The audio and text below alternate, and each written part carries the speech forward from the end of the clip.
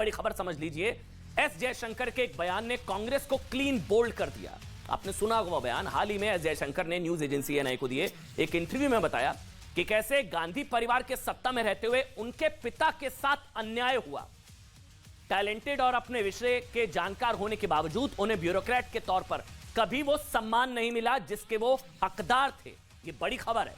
बल्कि उनकी ईमानदारी की सजा यह थी कि उनके जूनियर्स तक को कैबिनेट सेक्रेटरी बना दिया गया, लेकिन जयशंकर के पिता को आगे बढ़ने का मौका नहीं मिला। पहले आप एस जयशंकर का वो हम आपको पूरा बयान सुनाएंगे, लेकिन ये पूरी कहानी क्या हम आपको बता देते हैं। देखिए, एस जयशंकर ने साफ कहा कि ना सिर्फ 1980 में इंदिरा गांधी की सरकार के दौरान बल्कि राजीव गांधी की सरकार के दौरान भी उनके पिता के साथ, एस जयशंकर के पिता के साथ अन्याय हुआ। ऐसा क्यों हुआ, किसके इशारे पर हुआ, और भारत के परमाणु डॉक्ट्रिन को तैयार करने वाले एस जयशंकर के पिता के सुब्रमण्यम, उनका नाम के सुब्रमण्यम को उनकी ईमानदारी की सजा इंदिरा गांधी ने क्यों दी, ये हम आपको बताएंगे। एस जयशंकर के पिता का नाम था डॉक्टर के सुब्रमण्यम। वो भारतीय प्रशासनिक सेवा के अधिकारी थे, यानी कि वो एक ब्यूरोक्रेट थे। सुनिएगा बहुत ध्यान से। डॉक्टर सुब्रमण्यम भारत के सबसे बड़े स्ट्रेटेजिक थिंकर्स में से एक थे, यानी कि दुनिया भर के देशों के साथ भारत की सामरिक रणनीति कैसी होनी चाहिए, ये उनकी प्राथमिकताओं में से एक था। इसके अलावा उन्हें भारत की सुरक्षा नीति के वास्तुकारों से में भी एक माना जाता था। डॉक्टर के सुब्रमण्यम को भारत के परमाणु डॉक्ट्रिन का सूत्रधार भी माना जाता है, यानी परमाणु बम इस्तेमाल करने को लेकर भारत की नीति क्या होनी चाहिए, इसकी रूपरेखा एस जयशंकर, विदेश मंत्री एस जयशंकर के पिता के सुब्रमण्यम ने ही तय की थी। 1998 में अटल बिहारी वाजपेयी की सरकार में उन्हें राष्ट्रीय सुरक्षा परिषद सलाहकार बोर्ड का संयोजक बनाया गया था, जिसने भारत के परमाणु सिद्धांत का मसौदा तैयार किया था।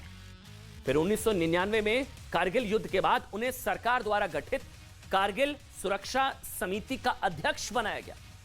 इसी समिति ने, बहुत ध्यान से सुनिएगा, इसी समिति ने chief of defence staff CDS के निर्माण के लिए सिफारिश की थी, जिसे दिसंबर 2019 में मोदी सरकार ने अपनाया और पूर्व सेना प्रमुख दिवंगत जनरल बिपिन रावत को देश का पहला सीडीएस नियुक्त किया गया।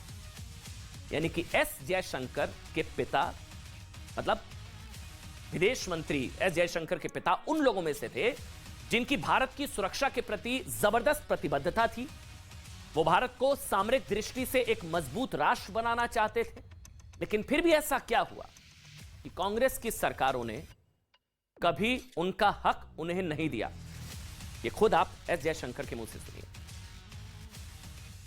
1980, he was Secretary Defense Production. In 1980, when Indira Gandhi was re-elected, he was the first secretary that she removed.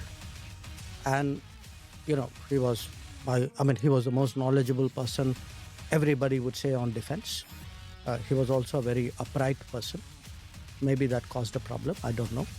But the fact was, as a person, he saw his own bureaucratic career in bureaucracy actually kind of stall.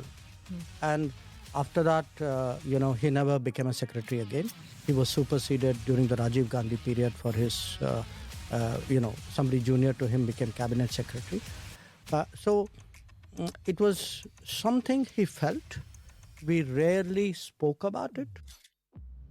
आप सोचिए इनको क्यों हटाया? क्या शायद इसलिए क्योंकि ना तो वो दरबारी ब्यूरोक्रेट थे और ना ही पुरस्कार गैंग के सदस्य थे, परिवार के दरबारी नहीं थे। वो अपना काम इतनी ईमानदारी से करते थे कि जब साल 1999 में उन्हें पद्म भूषण के सम्मान से सम्मानित करने का ऐलान किया गया, तब उन्होंने सम्मान को यह कहते हुए अस्वीकार कर दिया कि नौकरशाहों और पत्रकारों को सरकारी अवार्ड्स नहीं लेने चाहिए, लेकिन इनको हटा दिया गया। प्रतिभावान और अपने काम के लिए प्रतिबद्ध होने के बावजूद के सुब्रमण्यम को किस बात की सजा मिली? क्यों उन्हें पहले इंदिरा गांधी ने सचिव पद से हटाया और फिर राजीव गांधी ने उनका करियर आगे नहीं बढ़ने दिया? इसका जवाब आपने खुद एस जयशंकर के मुंह से सुना। वैसे विदेश मंत्री एस जयशंकर कह रहे कि उनके पिता सिद्धांतों पर चलने वाले व्यक्ति थे और शायद यही उनकी गलती थी। ये बात बिल्कुल सही है, क्योंकि एस जयशंकर के पिता अकेले ऐसे व्यक्ति नहीं है। जिन्हें सिद्धांतों पर चलने की और ईमानदारी की सजा मिली, बल्कि आजादी के बाद आई सरकारों ने हमेशा उन लोगों को पद और पुरस्कार देकर सम्मानित किया है जो देश के लिए कम और सरकार चलाने वालों के लिए ज्यादा निष्ठावान थे या परिवार के दरबारी थे। और जिन लोगों ने देश की परवाह की उन्हें हाशिए पर डाल दिया गया।